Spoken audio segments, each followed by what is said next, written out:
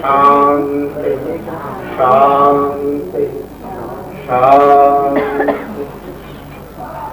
नमो नमस्ते अखिल मंत्र देवता प्रज्ञाय सर्वं कृतविक्रियात्मने वैराग्य भक्त्यात्मजात्मभावितं ज्ञानाय विद्यां श्री गुरुवे नमो नमः।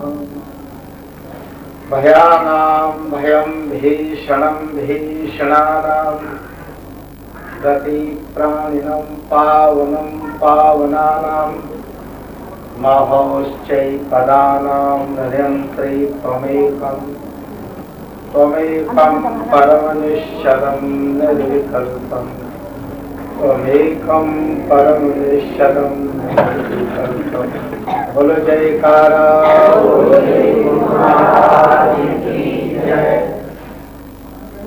समागम भक्त पुरुषों, माता बहनों, आप सबको गुरु घर की ओर से शुभ आशीर्वाद है।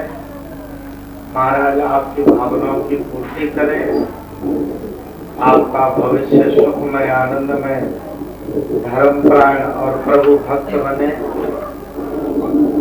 इस कामना को लेकर के हर वर्ष इस दिन यहाँ पर लाला फूलचंद जी के निवास स्थान पर उनके पोते के जन्मदिन के उपलक्ष्य में श्री गुरु महाराज जी की वाणी का प्रकाश होता है, कीर्तन होता है और आप सब सज्जनों के पवित्र चरण यहाँ पर पढ़ते हैं। नाम की बरकत है। आज अभी तक बड़े सुंदर आत्मा को छू लेने वाले भजन, भावपूर्ण भजन, भक्त और प्रेम रस से आगे भजन आपने सुने। पद्य में सुन लो, गद्य में सुन लो, समझाना तो इस मन को है जो शैतानी संस्कारों के पूंजी के रूप में इस जीव के पीछे भूत बन के लगा हुआ ये मन, ये इसको बड़ी बड़ी मुसीबतों में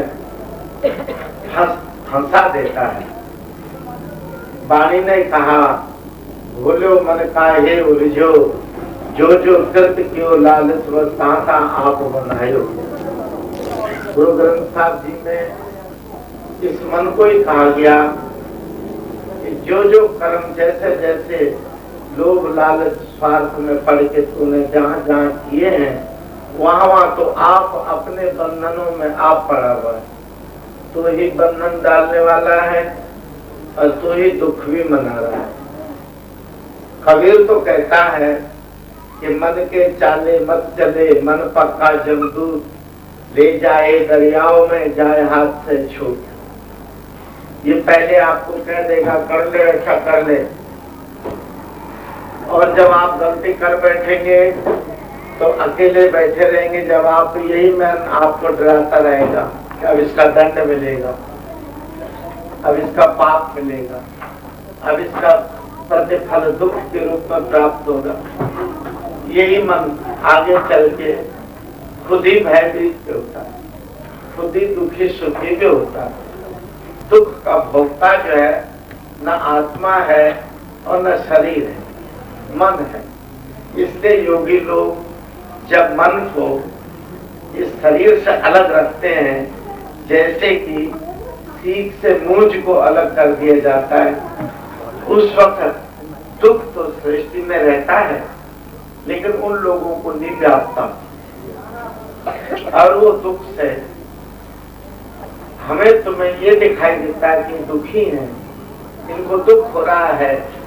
अज्ञानी लोग उनका अपमान करते हैं, मान करते हैं, लेकिन नहीं। बंदो संत समान चित, हित अनहित नहीं कोई, अंजलि गत सुमन इव पर सुगंध नहीं कोई। अंजलि में फूल पकड़ लो तो फूलों को ये भाव नहीं रहता कि दाहिना हाथ और ये बाएं हाथ, दोनों को समान कोमल स्पर्श और दोनों हाथों को सुगंध देते हैं, फूल शीतलता देते हैं।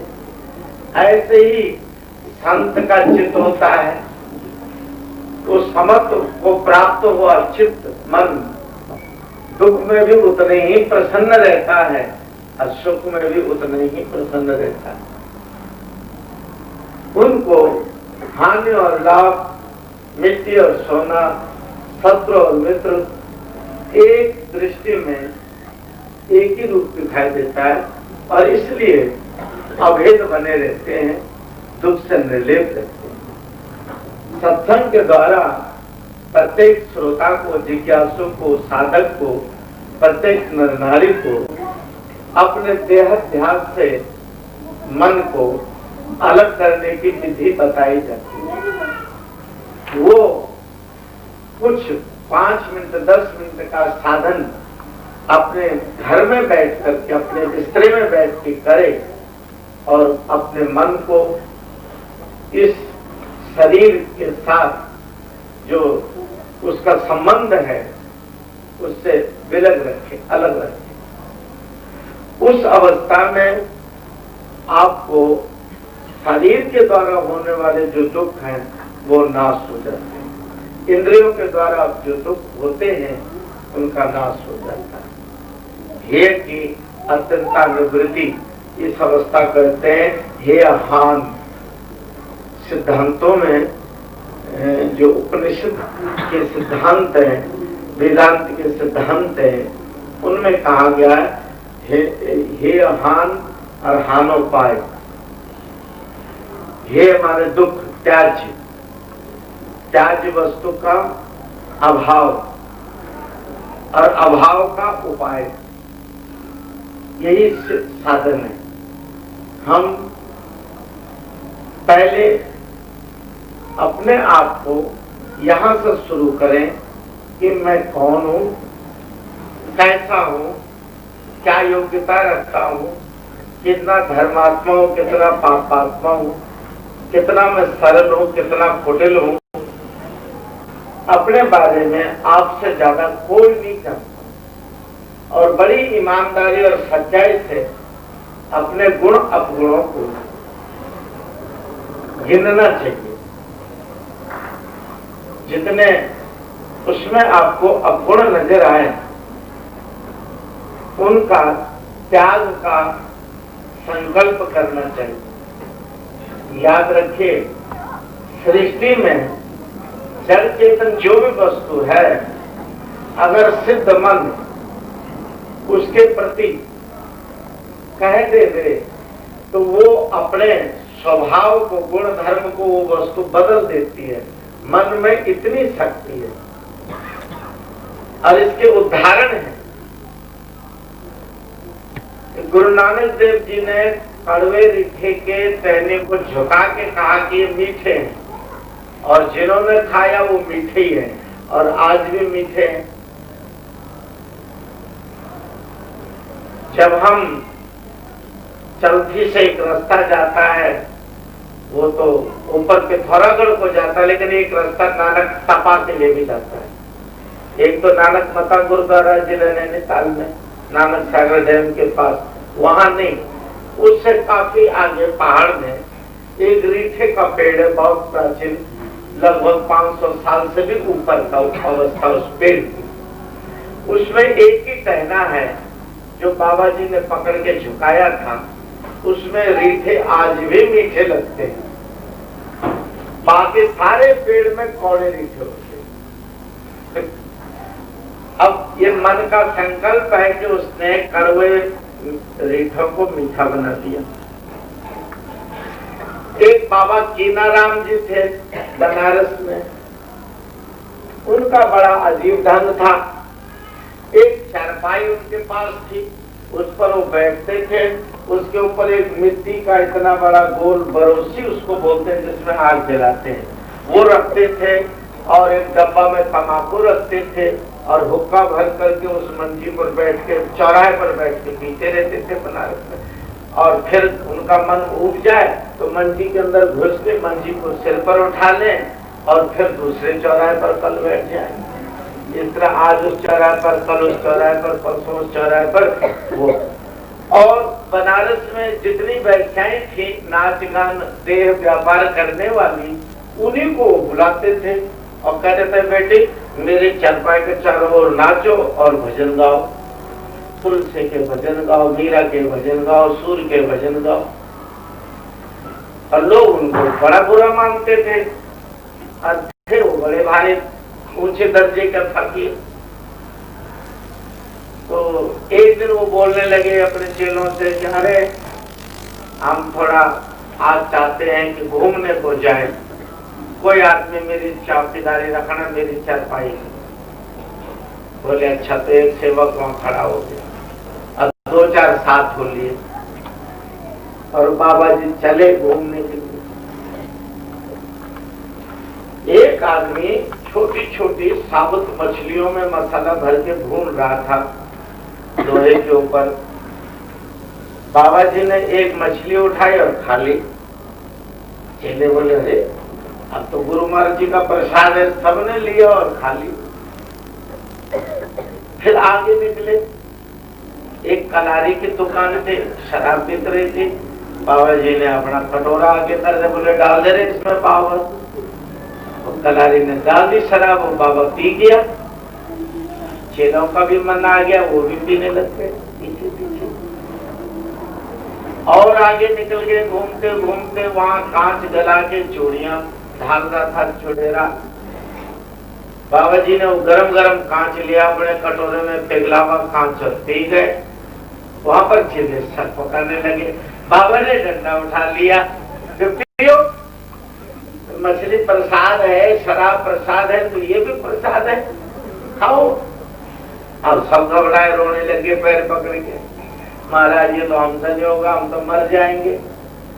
तो बोले वो काहे तुमने गड़बड़ कर दिया हमारे देखा देखी। अरे हमारा मन तो इस देह से अलग है। इस देह को आग लगा दो चाहे चंदन लगा दो, दोनों एक ही बात हमारे लिए। और हमारा जब देह से मन अलग हो गया तो हम संकल्प करें तो वो भुली हुई मछली जो मेरे पेट में हजम भी होने को आ गए, हम उसको जिंदा कर सकते। और उन्होंने वहां पर हरिओम करा और जिंदी मछली तड़पती हुई निकाल दी। बोले लो ये गंगा जी में छोड़ो, ये जिंदी है। भुली हुई मछली खा गए और थोड़ी देर में अपने नाक को ऐसे टूटी जैसे खोले, सारी शराब निकाल के कटोरे में रख दी। अपने कान के रास्ते पूरा पिघला हुआ वो जो शीशा था वो निकाल के भी सामने कर दिया। बोले हम तो ये भी कर लेते हैं, अब करो तो। अरे जो जिंदे रखने का जानता है उसको मारने का भी अधिकार है। तो जब जिंदा ही नहीं कर सकता तो मारता क्यों है? तो जो बाबा ने उपदेश किया कि जब मन देह ध्यान से नाम के द्वारा अलग कर दिया जाता है तो देह में होने वाले तमाम उपद्रव मन को विचलित नहीं करते। काम, क्रोध, लोभ, मोह, सुख, दुख, भूख, प्यास, निंद्रा, तंद्रा, ये कोई भी जो प्राकृतिक गुण है, भौतिक गुण है जो शरीर के, इनके द्वारा दुख व सुख की अनुभूति, दुख व सुख का बंधन नहीं व्यापता। महाराज ने भी कहा उठ चलांगे नाम जप निस्बासर आराध कारा तुद न व्यापही नानक मिटे समझात। उठ प्रेमी और नाम जप, और जप करेगा तो कल काल नहीं व्यापेगा, कोई दुख न व्यापेगा।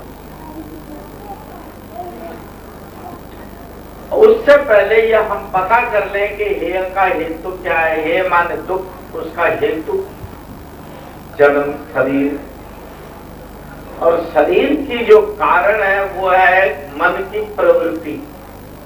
मन के अंदर जब तक कुछ पाने की इच्छा है, सुख पाने की इच्छा है, किसी पदार्थ की इच्छा है, किसी भोग की इच्छा है, तो अवश्य ये मन जो है प्रवृत्ति में आएगा। तो उस इच्छा को पूरा करने के लिए उसने शरीर जरूर धारण करना है, और शरीर जब धारण करेगा तो वहां दुख या सुख जरूर होगा।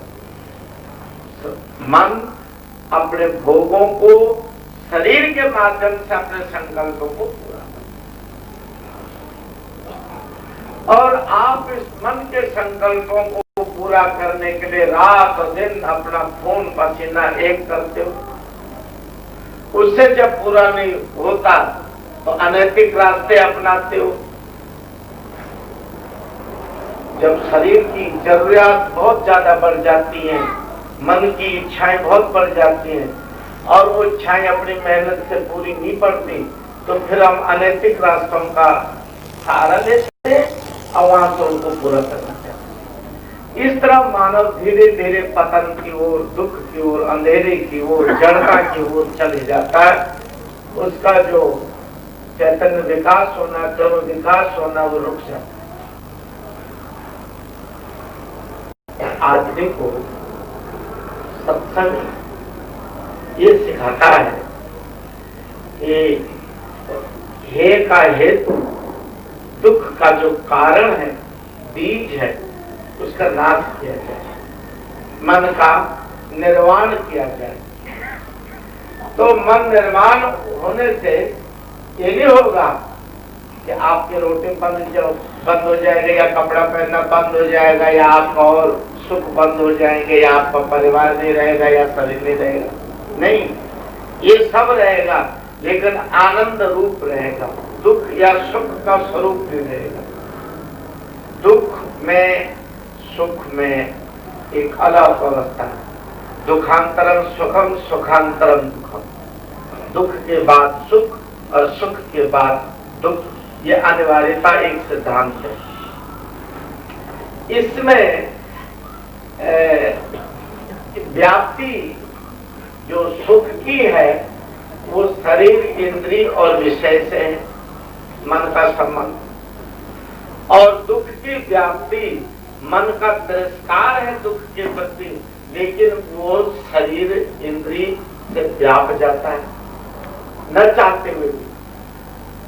सुख चाहते हुए भी शरीर, इंद्रियां उसको प्राप्त करने में असमर्थ है। और जब इस अवस्था में मनुष्य आता तो वो वहां पर बहुत एक अव्यक्त दुख में, झुंझलाहट में, एक विक्षिप्त अवस्था में पड़ जाता है और फिर उसकी बुद्धि में विभ्रम पैदा होता है। जब बुद्धि में विभ्रम आ जाता है तो वहां पर जो बुद्धि में जजमेंट पावर होती है, ये करना है, ये नहीं करना है, ये खाना है, ये नहीं खाना है, ये बोलना है, ये नहीं बोलना है, ऐसे चलना है, ऐसे नहीं चलना है, ये विधि निषेध उसकी बुद्धि से जाता रहता है विचार। और विचारहीन पुरुष सिद्धांतहीन होता, धर्महीन होता है और फिर वो परत हो जाता है। ये तो मानव की कथा है। गीता में भी श्री कृष्ण महाराज ने कहा कि अर्जुन, सबसे पहले मन की कामना, और जब कामना पूरी नहीं होती तो क्रोध जागता है, और जब क्रोध जागता है तो विभ्रम बुद्धि में होता है, विभ्रम होता है तो स्मृति भंग होती है। क्या मुझे करना है, मैं कौन हूँ, क्या मेरा धर्म है, ये स्मृति कहलाती है? स्मृति लब्धा दुख नाशक। स्मृति के प्राप्ति के बाद दुख का नाश हो जाता है, लेकिन स्मृति भंग होती है। कामात जाते क्रोधो, क्रोधो सम्मोह जायते, सम्मोहात विभ्रमा, विभ्रमा स्मृति भंग, स्मृति भंग से विनश्यति। स्मृति जब भंग होती है तो उसके बाद वो जीव पराधीन होकर के विनाश को प्राप्त होता है। ये गीता में कहा, लेकिन ये बात सामान्य मनुष्यों के लिए तो बहुत जहर है। जो अवतारी हुए वो अगर इस वस्तु को अपनाए तो उन्होंने कैसे दुख भोगा, इसके बारे में एक कथा है भगवती जानकी जी की, माँ भगवती सीता की।